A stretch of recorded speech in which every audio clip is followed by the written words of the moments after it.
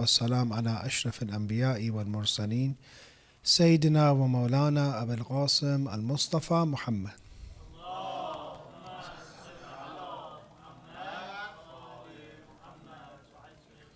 وعلى أهل بيته الطيبين الطاهرين ولعنة الله على أعدائهم إلى قيام يوم الدين.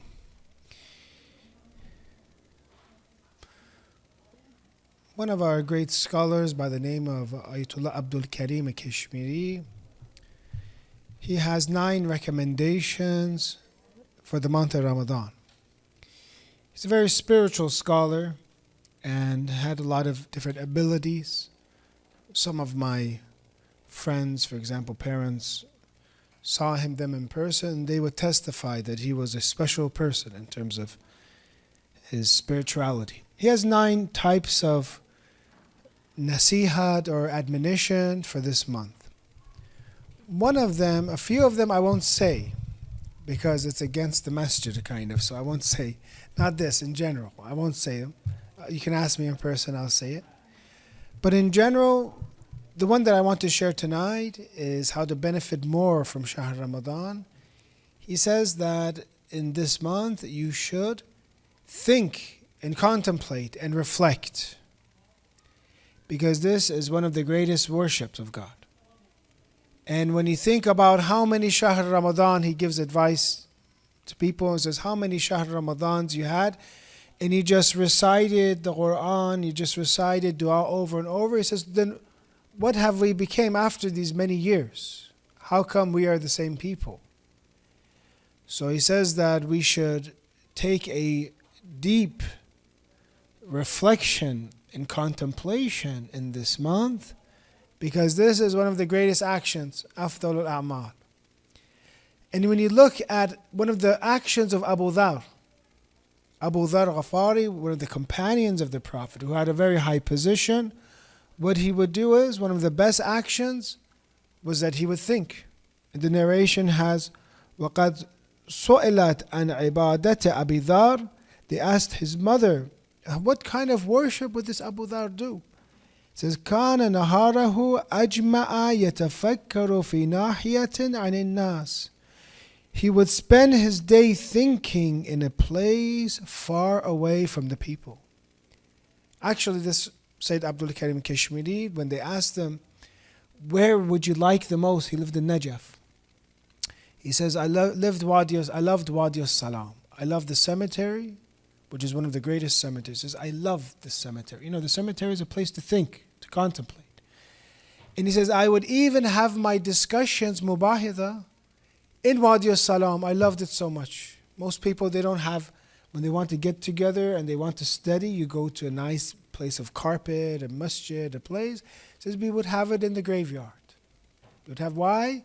Because the graveyard causes somebody to think about what's going to happen. What's going to happen in the hereafter. So therefore, one of the best actions that a person can do is thinking in Shahr Ramadan. Or we have, for example, from Imam Sadiq alayhi salam, أفضل العبادة إدمان تفكر في الله وفي قدرته. The best action is perpetually thinking and constant thinking about Allah as a prophet. Why were all the prophets humans? Why should they be humans? Because they can be relatable to us. They can be relatable. They can live life like a human life. Very politely, when Qur'an says, basically that they would not eat ta'am, they have food, it also means that even the prophets would have to, very politely, would have to use the restroom. Because they're humans like us, and they have normal needs like us. And yes, they have blood like us, they have everything else just like us, they have a body like us. And that is actually for us a very good chance for us to relate to them and their struggles. Because they had children, and sometimes their children were lost. For example, people sometimes they lose their children, they relate to one of the prophets or the successors of the prophets. They struggled with sickness, they became sick like us, for example. And they had poverty sometimes, they had hardship, just like us. So therefore, when you look about it, that they were not immortal, that in our beautiful religion of Islam, the prophets are like us, but also very, very different than us. They're infallible. They do not sin. They might do tarikul ola, which is maybe not the right choice. Some prophets, they have examples in the Qur'an where there are two choices. They didn't do the best, but they never committed a sin.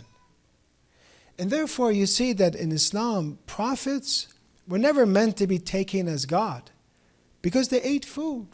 Therefore, they also had to use the restroom. They prayed to God. So how can one of these prophets be God? Does God have to eat food? No. Why would God have to eat food? If you say that God eats food, then you're saying God is limited and He needs a creator. God cannot eat food, for example, have any limitations. And then when it mentions that وَمَا كَانُوا خَالِدِينَ, and they were not immortal, because all of these prophets died at the end. So you see that when God wants us to, and you see this is how sometimes say children, for example, as parents, you try to tell your children to eat and they won't eat, but then you put them like in a school and everyone's eating, for example, in school, and then the kid starts eating. Because he looks at someone who's comparable to their peers, and they start mimicking them, copying them. That is how we are, humans. Because we are blessed, the fact that we have these, really the prophets are nur and light, but they were in our form. Not to bring them, there's no something bad that they had human form. But it's to teach us a lesson so that we can live like their life and they can be uswatun hasana, they can be a role model for us. Or else we would have other role models in our lives.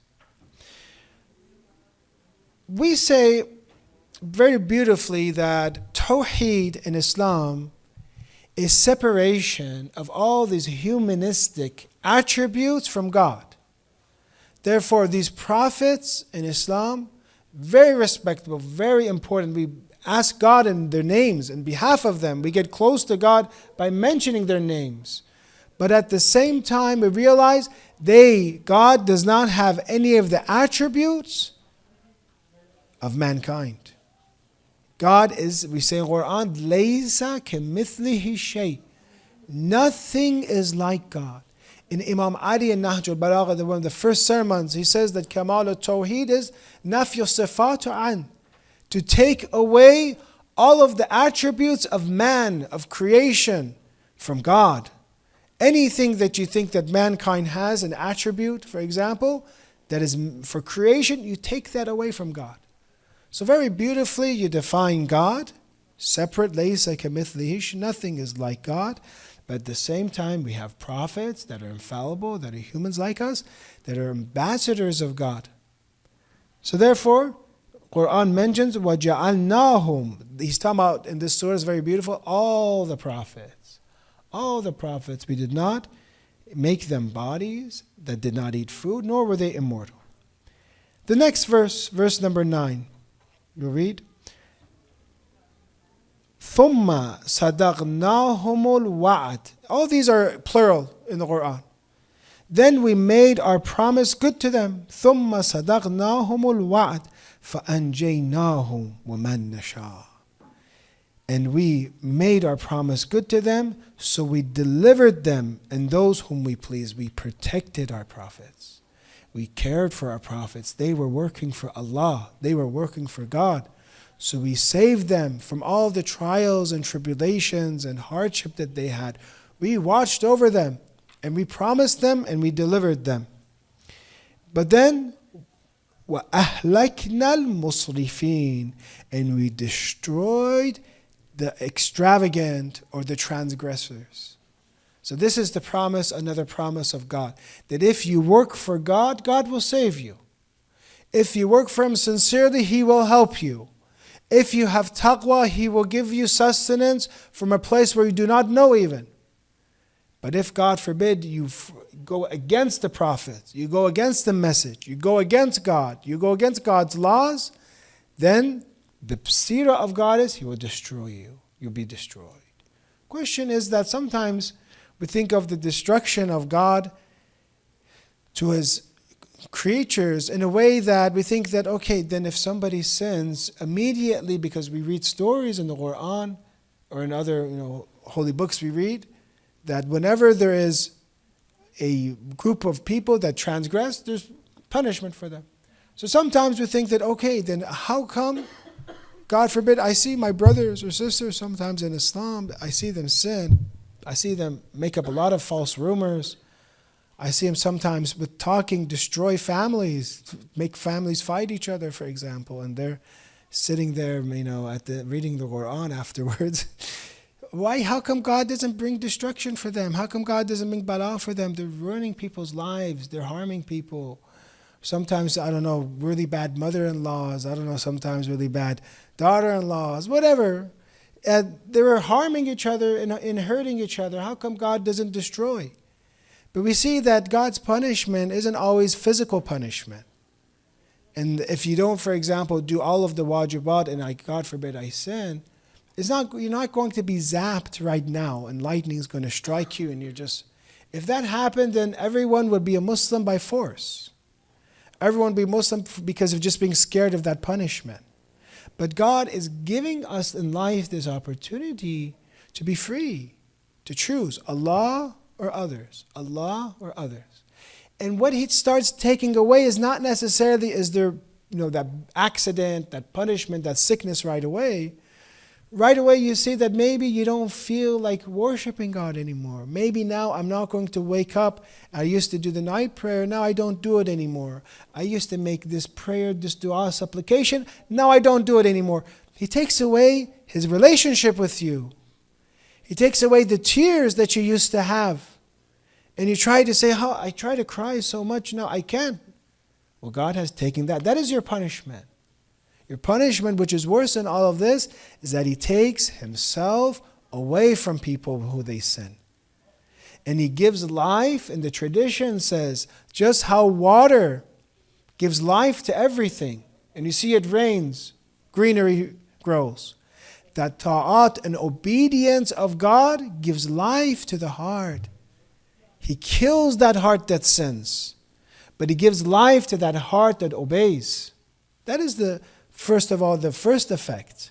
Yes, will there be punishments? Yes, in the hereafter? Yes, unless God forgives us. But you can never say that God, sometimes people think this, someone gets in an accident or something happens, they didn't like him. So, you see that person, how much he used to rip people off, for example, you see a guy in his car accident. This is not allowed. For you to judge people in a way that say, this result, this accident was because of this deed. You don't know. Maybe that accident was khair, was good for them. Maybe that accident was going to repel them from other worse things. Maybe it was going to harm their body and hit, for example, their money. So you can never say that because someone is good or bad.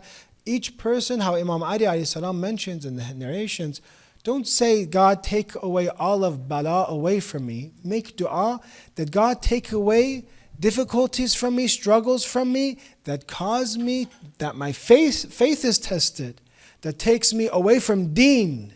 That is real bala. If something bad happens to me and that takes me away from religion, that is a punishment of God. Not if something happens, because if you think of this, the prophets of God had the worst tests. Imam Hussein alayhi salam, and on the day of Ashura, remember also Shahr Ramadan is a Shahr of ziyarat of Imam Hussein. From the beginning it's ziyarat of Imam Hussein, visiting Imam Hussein. From the night of Qadr is visiting Imam Hussein. Towards the end it's visiting Imam Hussein. Imam Hussein was cut into pieces for Allah. It's not that when they say, look what Allah did to him, Sayyidah Zainab says, but I saw nothing but beauty. So you cannot say when something physically bad happens to someone that it is bad. Allah knows. And many times these are khair, these are good, and we do not know. When you look at some of the punishments of God, you look at the Qawm of Thamud. There's a people that were called the tribe of Thamud. Maybe mentioned in the Quran about 20 times. They're a group of people, maybe they lived, some people try to figure out where they lived, maybe around the Red Sea. Some say from Hijaz, when you're going to the Shamat area, somewhere around there. There are mountains, and some archaeologists try to say some of the beautiful places they found now. Maybe they say this is from the Qawm of Thamud, for example. They lived and carved their homes out of rocks. They carved their homes out of rocks, and they were very powerful people. And for them came a prophet called Prophet Who came to to the people of Thamud? Prophet Saleh. Prophet Saleh came to them and warned them. Prophet Saleh. And warned them, and they did not believe in Prophet Saleh. So Prophet Saleh alayhi salam asked them, and he was commanded to ask them, which miracle do you want? And at that time they said, because they were mountainous people, they said, from these mountains, bring for us a she-camel, a naqa. Bring a she-camel. She-camel usually comes from parents. They have, parents. They have someone that gave birth to them, for example. They do not come from mountains. So therefore, this naqa comes, says, what is your miracle? They say, bring it out of these mountains. So, and if that's a big sign, whatever miracle you want, we will follow you. So then this naqa comes, and this she-camel comes, and instead of saying, Prophet Saleh, you listened to us and you brought a miracle, we now believe you, they actually came and they sacrificed and they slaughtered. Qur'an in Surah al-Shams mentions that they came, and actually it was one person. It's interesting, it was one person. فَكَذَّبُوهُ فَأَقَرُوهَا. These are all in Arabic, plural. They denied him and hamstrung or killed the she-camel. The exact miracle that they're asking for, shows a miracle, you're a prophet, and then they kill the miracle. But the interesting thing is, one person kills. One person does, and the rest are satisfied, quiet, or they're happy, approving. One person kills. But Qur'an says, فَكَذَّبُوهُ. Those that speak Arabic know this waw is plural. They denied him, even if it was one person. فَكَذَّبُوهُ فَأَقَرُوهَا فَدَمْدَمَ عَلَيْهِمْ رَبُّهُمْ بِذَنْبِهِمْ فَسَوَّاهَا. But they denied him and hamstrung her, so their Lord brought down upon them the destruction of their sin and made them equal. Everyone there was equal in punishment. So sometimes the punishment of God is based on the fact that one person does something bad, but yet the others are silent. The others do not do anything. The others are not responsible, and therefore they are all punished together.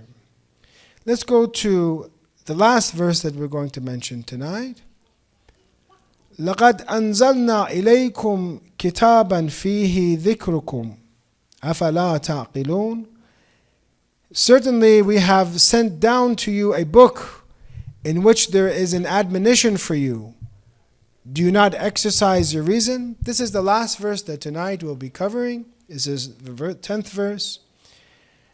Certainly we have sent down to you a book, kitab. And this book has this attribute, فِيهِ ذِكْرُكُمْ. The Qur'an that has come down, ظاهرا, this meaning, hadith, there's also other meanings for the kitab, but it says we have sent down a book for you with these qualifications. فِيهِ ذِكْرُكُمْ. In this book, there is your remembrance. In this tafsir, they say that there are different interpretations for fihi dhikrukum. In this book, there is your remembrance. First thing is, why is the attribute of the Qur'an fihi dhikrukum? Why is the attribute of the Holy Qur'an that in it is your remembrance? One is that because the Qur'an causes people to remember. It causes a person to become awake. And when you read the Holy Qur'an, you understand that, oh, I forgot, I was neglectful, I was in ghafla, as we said in the first verse of this chapter, that people were in ghafla, people were in negligence, people were forgetting God, people were forgetting the hereafter. Therefore, the Qur'an comes and reminds us of our duties. Hopefully this Shahr Ramadan, while you're reading the Holy Qur'an, this is how you treat the Qur'an. That it is a reminder every time that your heart rusts and you forget about, for example, the different goals that we have in life, you come to the conclusion that for me to constantly remember God is reading Quran. There's another interpretation Fihi dhikrukum, some said that this is the dhikr in remembrance of the believers. The Qur'an talks about the believers well, therefore it's honoring the believers. Or some say it's honoring the Arabs. This is just tafsir interpretation, because this is the best book ever. This is a miracle, and it's in Arabic, so it's in a way honoring the Arabic language or Arabs. The third is akhlaq. In it is remembrance, meaning it causes you to wake up and be able to act better, have better akhlaq. From these three interpretations, Ayatollah Makarim takes the first and says that the Qur'an is a book that causes people to remember again. Because the Qur'an itself says, وَلَقَدْ يَسَّرْنَا الْقُرْآنَ لِلذِّكْرِ فَهَلْ مِن مُدَكِّرٍ. And we have certainly made the Qur'an easy for remembrance. So is there anyone who will remember? So Qur'an is known to be a book of remembrance. I think many of you, when you reflect to the Qur'an, two things happen. One is that your knowledge increases. It causes you to learn about life. It causes you to know about the realities, because we said that this is not poetry, it's answering. This is dhikr, this is God's answer to them that said it's iftara, it's poetry, it's magic. No, this is remembrance. And this is the name of the Qur'an. Two, whenever you read the Qur'an, a lot of times people, as the Qur'an mentions, wajilat qulubuhum, their hearts tremble. Because a mu'min, when he reads the Qur'an, one of the qualities, he reads his holy book, his heart begins to tremble. Why do you think someone's heart trembles when they read the Qur'an? This is another aspect of the Holy Qur'an. It's not just from the knowledge of it, or the sayings inside of it, or the sound of it. It is because of the light of it. The light of the Qur'an is so heavy. And even the Qur'an, if you were to place it, for example, on a mountain, the mountain would crumble. This Qur'an has so much light. It is a miracle. Remember, every prophet came and did a miracle so that they can prove their book. Musa alayhi salam performed miracles, staff into snake. Now this is the book, this is the law. Isa alayhi salam performed miracles. Now this is the book. But in Islam, it's backwards. Qur'an comes and says, this is the miracle, now believe this prophet. It's backwards. So therefore, there is a miracle itself is the Holy Qur'an. So it has that ability, that nur and light, that when you recite the Holy Qur'an, that light shakes you up. As long as that heart is ready. If that heart is not ready, it will not remember, because you look at the verse, it says, for example, لَقَدْ أَنزَلْنَا إِلَيْكُمْ كِتَابًا فِيهِ ذِكْرُكُمْ أَفَلَا تَعْقِلُونَ. But if a person do not exercise your reason, if a person does not exercise the reason, if a person's heart is solid and all they think about is dunya and, for example, lower desires, then when they recite the Holy Qur'an, they're not going to be affected by the Qur'an. Even if the best of prophets come to that person, they're not going to change. So this is one question that some people ask, and they say this: if the Qur'an is dhikrukum, fihi dhikrukum, in it is your, because kum here means you. In Arabic, it means you. Those that are present right now, the Qur'an is coming, which is khitab to the polytheists right now.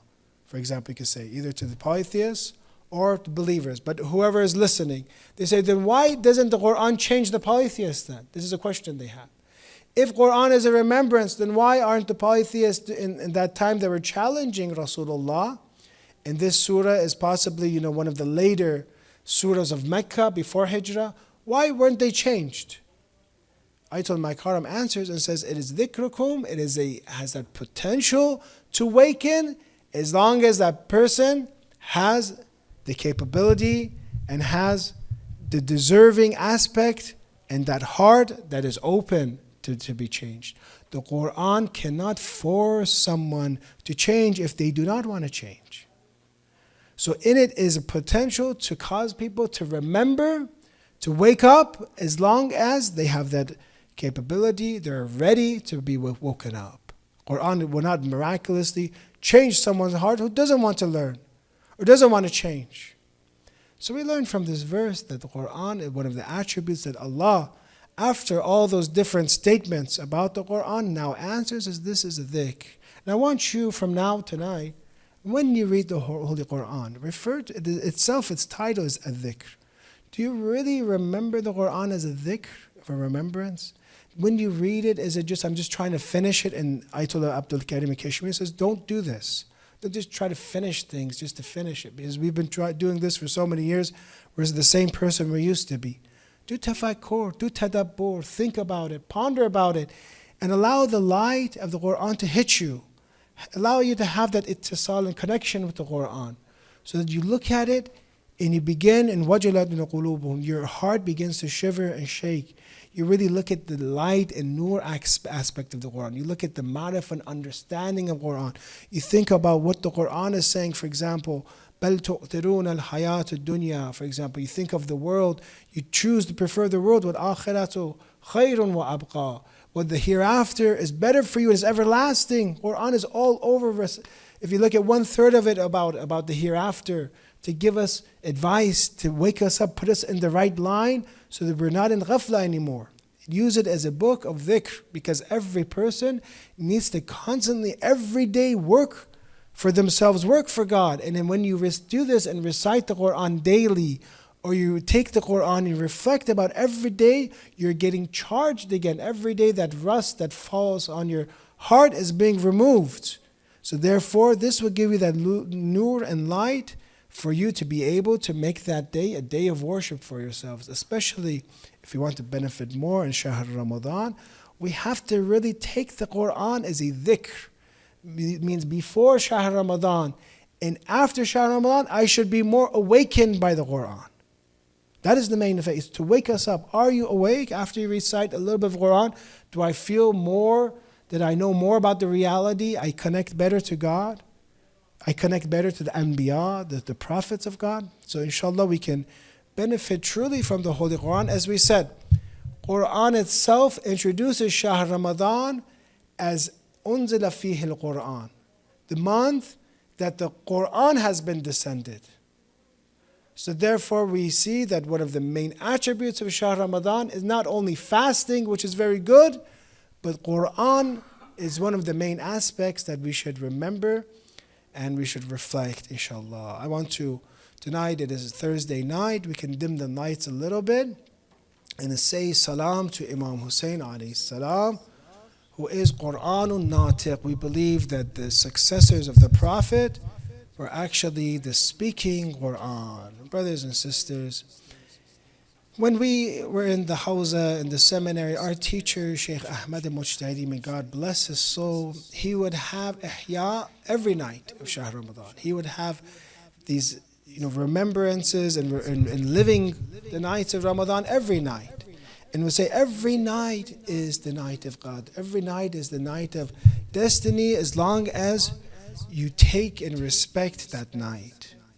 So every night in Shahr Ramadan is like Laylatul Qadr, and as if you're preparing yourselves for the night of Qadr. How many of you, I ask today, were thirsty? How many of you, usually a person can go through, for example, not eating maybe 2 or 3 weeks even. But without water, a few days will kill somebody. Maybe 5 days and a person will not live anymore. We are in more need of water than food. How thirsty did you become? And when you become thirsty, think of Imam Hussein alayhi salam, our great shaheed, our great martyr, that in the day of Karbala, that he came with his companions and they deprived water to the son of Rasulullah, to the grandson of Rasulullah. So much so that on the day of Ashura mentions that he sees smoke. Between him and the sky, he sees smoke. That was the thirst of Imam Hussein alayhi salam. But if you think of the thirst of Imam Hussein, what about his 3 or 4-year-old daughter? How can they take water away from a 3 or 4-year-old? Because Imam Hussein came to Karbala with his family. And the test that he has was a test that he came with even his 3-year-old, 4-year-old Ruqayya. How is this little girl going to be able to deal without water? Some say that when Abbas, the uncle of Ruqayya, came to get water for Imam Hussein alayhi salam. At that time, some of the water that were in the jugs were dripping a little bit from what was the remnants. And there they see that the daughter of Imam Hussein alayhi salam, the children of Imam Hussein, 10, 20 children were present, that they see them putting their stomachs on the dirt, putting them stomachs on the soft dirt in order for that dirt to make themselves less thirsty. How about the thirst of Imam Hussein's infant son, Ali al-Asghar, Abdullah al-Radi? How much water did Ali Asghar need? Maybe a tablespoon, maybe a teaspoon of water was sufficient for him. Ya Allah, we ask you, because of the tragedy of Imam Hussein alayhi salam, in the martyrdom of Imam Hussein in Karbala, we ask you, inshallah, with the nur and light of Qur'an and family of Rasulullah, please allow us to please accept our fast, inshallah. Please forgive our sins in this Shahr of Ramadan. Please prepare us for the nights of destiny.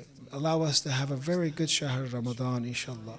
Ya Allah, we talked about this tragedy. We also right now know that there are hundreds of thousands, maybe 1 million people purposely being starved. We ask Allah to give them, inshallah, relief, and our brothers and sisters in Gaza, inshallah. Ya Allah, we ask you to expedite the return of our Imam, inshallah, and to forgive our family members that have passed away, and to make us one of his companions of the Imam of the age with a salawat ala Muhammad wa ali Muhammad.